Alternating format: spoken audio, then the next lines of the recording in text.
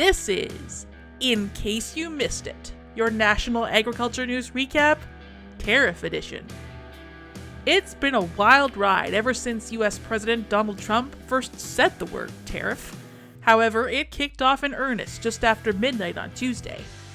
The US slapped 25% tariffs on Canadian and Mexican imports, and 10% tariffs on Canadian energy. Canada retaliated with tariffs on some $30 billion worth of American goods. Videos of liquor stores clearing the shelves of American booze flooded social media.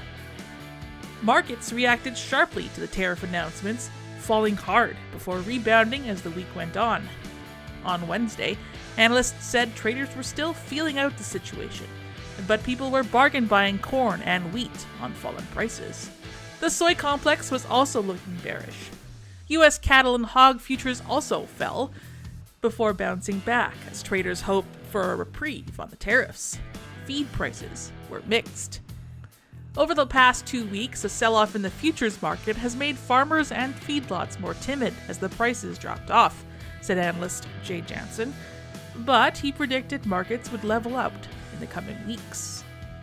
The Prime Minister and Premiers met on Wednesday and discussed how to strengthen trade between provinces. Interprovincial trade barriers have long been a matter of debate in agriculture. For instance, the flow of meat and meat products between provinces is stymied by rules that require them to be processed in federally inspected facilities. Earlier this year, the federal government said it would remove some restrictions on interprovincial trade. However, there was little mention of food and agriculture.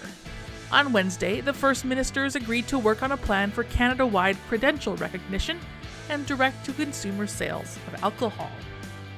On Thursday, news broke that the U.S. had agreed to give Mexico a 1-month reprieve on tariffs. Later in the day, that exemption was extended to Canada. The order covers goods under the CUSMA trade agreement and also exempts potash from duties. It doesn't fully cover energy, which is under a separate 10% tariff. These exemptions will expire on April 2nd. The trade and tariff story has been ever evolving this week. For the most up-to-date stories, visit the Glacier Farm Media Network, news that matters to farmers across Canada.